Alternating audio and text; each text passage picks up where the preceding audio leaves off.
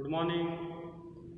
तो आप सबको गंगा मैया से साक्षात्कार पाठ के चौथे चरण में स्वागत करते हुए, तो कल हम लोगों ने बातें की थी कि गंगा मैया तो इंसान के क्रूरता के बारे में बताते हुए कहा था कि आजकल मनुष्य के कुकर्मों को देखते हुए पशु पक्षी भी हंसने लगे हैं। और मैंने एक जगह पर देखा था, एक सुपुत्र ने, एक बेटे ने जब ज़मीन न मिलने की वजह से अपनी माँ को ही कत्ल कर दिया था। ये सभी घटनाएं बीती हुई थी।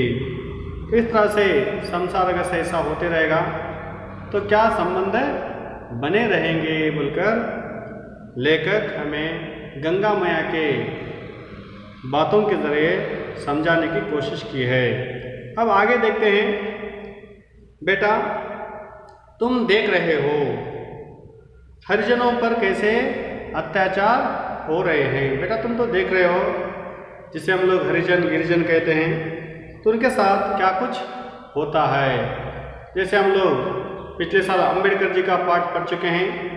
अंबेडकर जी के पाठ में देखे हुए हैं कि कैसे समाज में जाति वैषम्यता की वजह से, तो ऊंच नीच की भावनाओं की वजह से, अस्पृश्यता के भावनाओं की वजह से, छुआछूत की भावनाओं की वजह से, तो किस तरह का व्यवहार उनके साथ किया गया है, उसी बात को यहाँ पर गंगा माया कह रही है। तो बेटा, तुम देख रहे हो हरिजनों के साथ कैसा अत्याचार हो रहा है। मैंने तो अपनी गोद में सबको समान रूप से खिलाया, कभी भेदभाव नहीं किया। ये मेरे कैसे भक्त हैं कि अपने ही भाई बहनों को मौत के घाट उतार रहे हैं। मुझ में प्रदूषण आने के लिए ये सब घटनाएं क्या काफ़ी नहीं हैं। तो गंगा माँ कहते हैं, बेटा समाज में देख रहे हैं ऊंच नीच की भावनाएं, अस्पृश्यता की भावनाएं, तो इसको देखते हुए मेरे कैसे भक्त हैं जो इतना सब कुछ करते हैं, लेकिन फिर भी आकर मुझ में पवित्रता की बात करते हैं। ये कैसे हो सकता है। और ऐसा माहौल अगर से है तो प्रदूषण क्यों नहीं होगा। मुझ में प्रदूषण आने के लिए ये सब घटनाएं काफ़ी नहीं हैं बोलकर फिर से गंगा मैया ही लेखक से कह रही है। तो लेखक फिर प्रश्न पूछते हैं, क्षमा करो माँ, आपने जितना समय दिया था उससे अधिक मैंने ले लिया। अंतिम प्रश्न का उत्तर और दे दें, भविष्य में क्या संभावनाएं हैं। लेखक आगे बढ़ते हुए कहते हैं, तो माँ, जितना समय आपसे मैंने लिया था वो तो समय समाप्त हो चुका है। फिर भी अंत में एक ही सवाल मैं पूछना चाहता हूँ, तो आप उसका जवाब देंगे तो अच्छा रहेगा। तो भविष्य में क्या संभावना है, आगे के चल के क्या हो सकता है, एक उत्तर दीजिए बोलकर जो पूछा जाता है। उस समय गंगा मैया कहती है, बेटा प्रकृति सर्वशक्तिमान है। अंडरलाइन कर लो, क्या सर्वशक्तिमान है। प्रकृति सर्वशक्तिमान है। ऐसा पहले भी कई बार हुआ है। पतन की जब पराकाष्ठा हो जाती है तभी पुनः उत्थान की किरणें उठती है। इसे अंडरलाइन कर लो, पतन की जब पराकाष्ठा। पतन की पराकाष्ठा का मतलब जैसे हम लोग कहते हैं ना, दुनिया गारत होती है, दुनिया समाप्त होगी, दुनिया का अंत होगा, जमीन में कोई परिंदा चरिंदा मनुष्य नहीं बचेगा बोलकर बातें करते हैं। मतलब गारत होना, दुनिया गारत होना, इनकी पतन की पराकाष्ठा हो जाना, मतलब पतन इतना होना कि कोई जीने के लिए बचना ही नहीं, एक दो ऐसे चार लोग बचे रहना, बाकी सब मर जाना। पतन की पराकाष्ठा जब होती है तो क्या होता है, पुनरुत्थान की किरणें फिर से फूटने लगती है। हम लोग देखते हैं प्रकृति में कई बार ऐसे होता है, जैसे नदी नाला कुएं तालाब वगैरह होते हैं, जैसे पर्वत होते हैं। पर्वत ऐसे प्रकृति के रूप में कितने ही पर्वत ऐसे क्या हो गए हैं, मिट्टी उसकी पानी के वजह से सड़क के नीचे गिर गई है, जो प्रकृति के विकोप बना दिए हैं। बनाने के बाद वहाँ का जो वातावरण होता है, वहाँ का जो परिसर होता है, पूरी तरह से समाप्त हो गया रहता है। लेकिन उसके बाद फिर से नई जिंदगी, नया रूप, नए पेड़, नई फसल जो है उगना शुरू होते हैं। उसी तरह तो मनुष्य अगर से कुकर्म ऐसे ही करते करते जाते रहेगा तो उसकी पतन की पराकाष्ठा हो जाएगी। जैसे ही पतन की पराकाष्ठा होगी तो दोबारा फिर से नया जन्म, नई दुनिया, नए रिश्ते, नई सोच आगे बढ़ने लगेगी बोलकर यहाँ पर कहा जाता है। एक मास का सवाल है, पतन की पराकाष्ठा हो जाती है तो क्या किसकी किरणें फूटती है? पुनरुत्थान की किरणें फूटती है बोलकर आपको लिखना है। अंत में लेकर कहते माँ बहुत बहुत धन्यवाद आपका बोलकर समाप्त करते हैं। तो इस तरह से तो गंगा मैया से संवाद करते हुए, गंगा माँ से साक्षात्कार लेते हुए तो लेखक ने तो देश में महंगाई के बारे में बताते हैं, रिश्वतखोरी के बारे में बताते हैं, और मनुष्य का जीवन जो है आजकल जीवन अलग, धर्म अलग बन गया है, और धर्म के नाम पर होने वाले ढकोलसों के बारे में बताते हैं, और धर्म को जैसे बिका हुआ धर्म भी मानते हैं, जैसे उसका क्या व्यापारीकरण हो रहा है बोलकर भी कहते हैं। इस तरह से तो मनुष्य का जो सोच है, हम सब की जो सोच है वो बदलनी चाहिए। तो वैसे तो हमें केवल बोलने से काम बनता नहीं है, तो जैसा बोलते हैं वैसा हमें करनी चाहिए। देखने का दृष्टिकोण बदलना चाहिए। हम लोग किसी एक विषय पर, जैसे कुएं के मेंढक के जैसे हम लोग क्या करते हैं, तो उसके विषय पर सोचते रहते हैं, लेकिन ऐसा सोचने से काम बनता नहीं है। तो विशाल दृष्टिकोण से हमें जीवन को स्वीकारना है और हमेशा सबका भला चाहना है, तो सबका अच्छा चाहना है। अगर ऐसा करेंगे तो तब जाकर एक अच्छा समाज, एक सदृढ़ समाज, सदृढ़ देश, एक सदृढ़ राष्ट्र निर्माण हो सकता है। वरना हम लोग ढकोसलों में पड़े रहेंगे, हम लोग केवल दिखावे में पड़े रहेंगे, तो एक राष्ट्र कभी बलिष्ठ राष्ट्र हो नहीं सकता बोलकर यहाँ पर बताया जाता है। और ख़ास करके रिश्वतखोरी, ऊंच नीच की भावनाएं जो है हमेशा के लिए त्याग देने की बात भी यहाँ पर लेखक कर रहे हैं। तो हम लोग उसके सवाल जवाब देख सकते हैं। जैसे मुहावरे हैं, तो यहाँ पर देखिए मुहावरे है।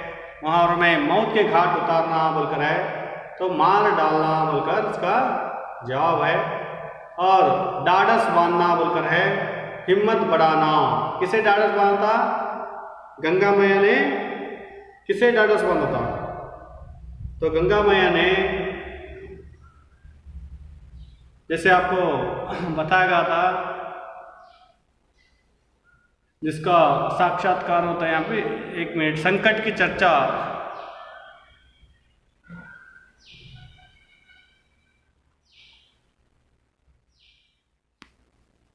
तो इस तरह से हम लोग देख सकते हैं, डाढ़स बांधना यानी कि हिम्मत बढ़ाना, और तार देना रक्षा करना होता है।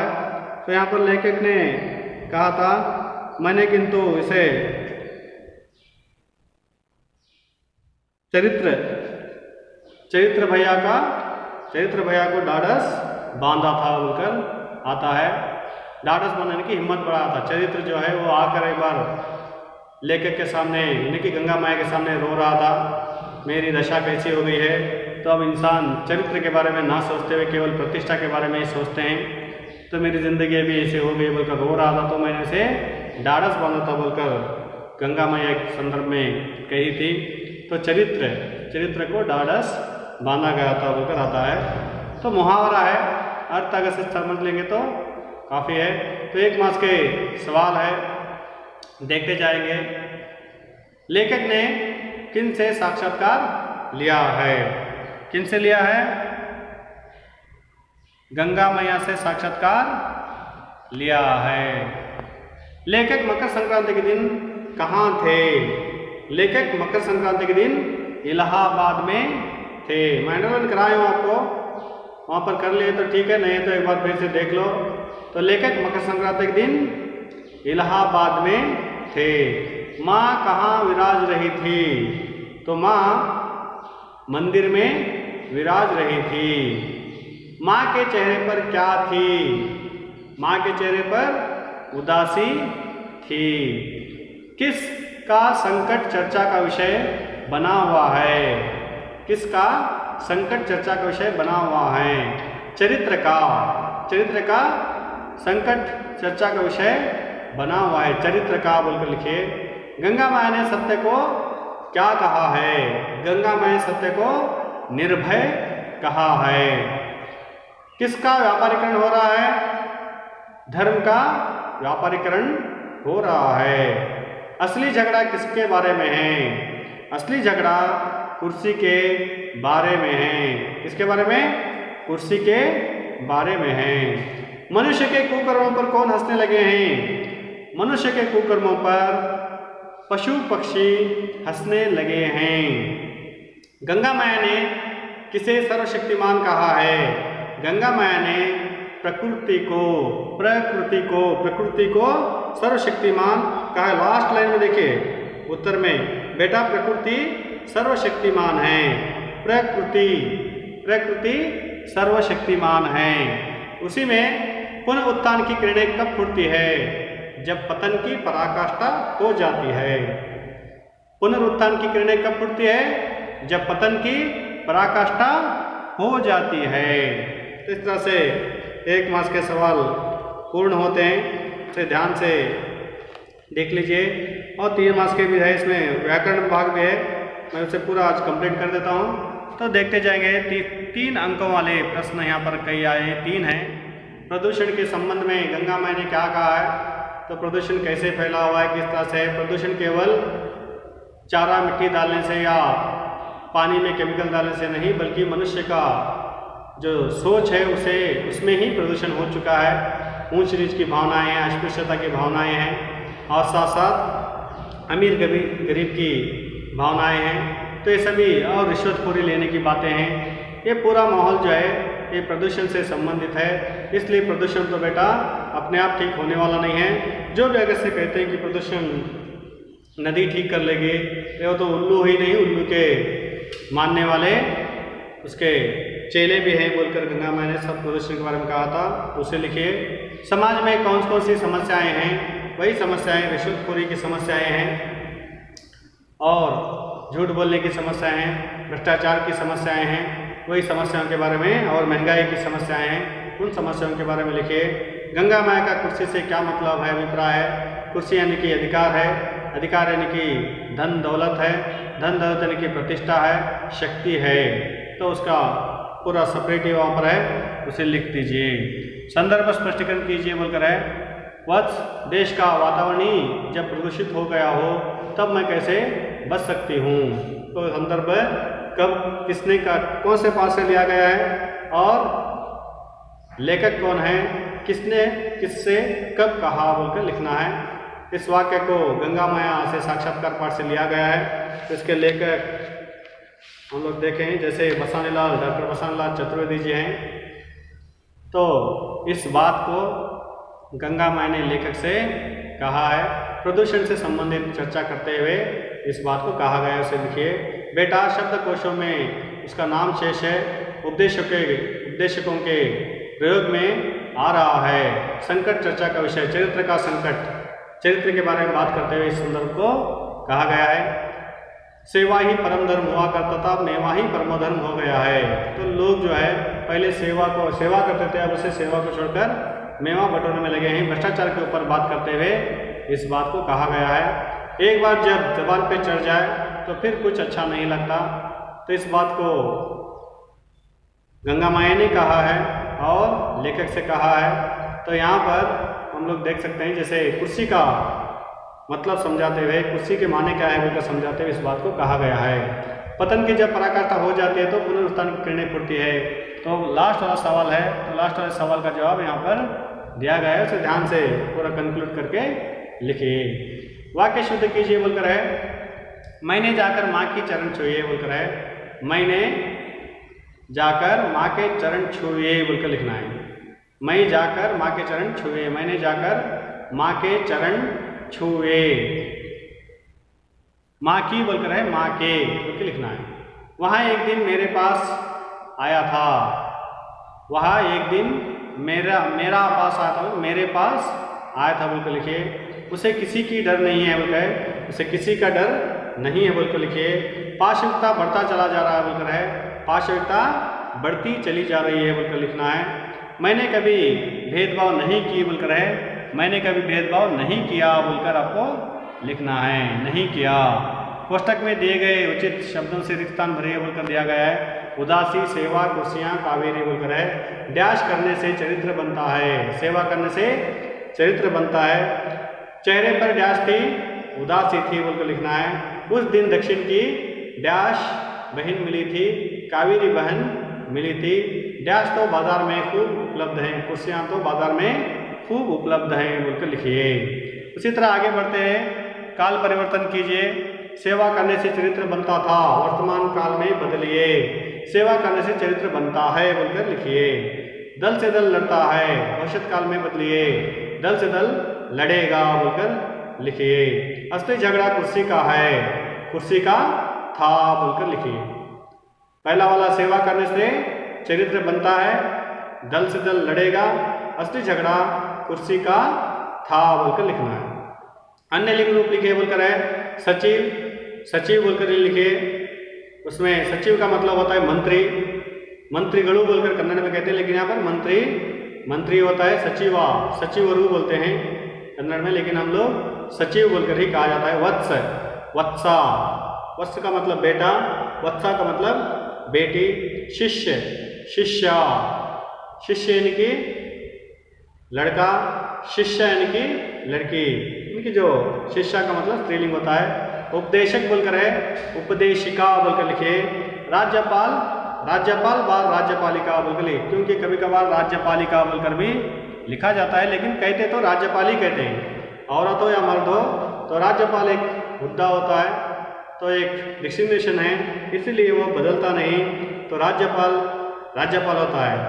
जैसे राष्ट्रपति राष्ट्रपति होता है, तो राष्ट्रपति को राष्ट्रपत्नी बोलकर हम लोग कह नहीं सकते। उसी तरह तो राज्यपाल राज्यपाल ही रहेगा, फिर भी आपको डाउट अगर से है तो राज्यपाल या राज्यपालिका बोलकर लिख सकते हैं। उसमें जो सही रहेगा उसे राइट डाल देंगे, कोई चिंता नहीं है।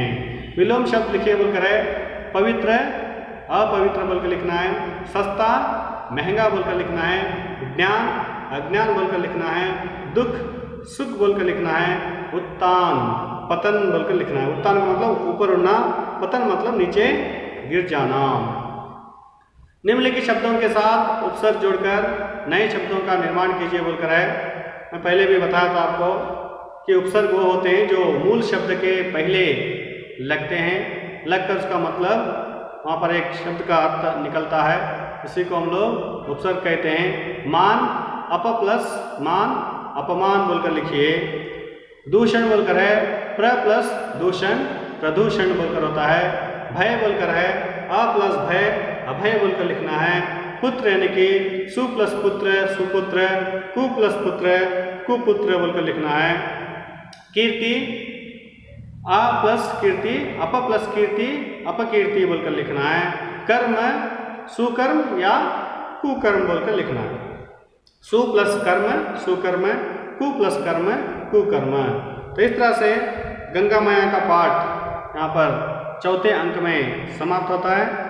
तो हम लोग आगे अगले सेशन में जैसे पद्य भाग से सूरदास के पद देखेंगे, तो सूरदास के पदों को पढ़ेंगे। थोड़ा आप इसे वर्कबुक जो है, जो भी लेसन हो रहे हैं तो उसके वर्कबुक कंप्लीट करके रखिए और थोड़ा ध्यान से पढ़ते रहिए और वीडियो देखते रहिए। अगर से कुछ डाउट्स हैं तो मुझे मेरे पर्सनल नंबर पर भी आप लोग व्हाट्सएप में मैसेज डाल सकते हैं, तो उसका मैं जवाब आपको दे दूंगा। जब भी आप लोग स्कूल कॉलेज आएंगे आपको बुलाया जाएगा, उस समय हिंदी का वर्कबुक जो है जितना भी हुआ है वो पूरा कंप्लीट करके आपको लाना होगा और मुझे दिखाना पड़ेगा। धन्यवाद।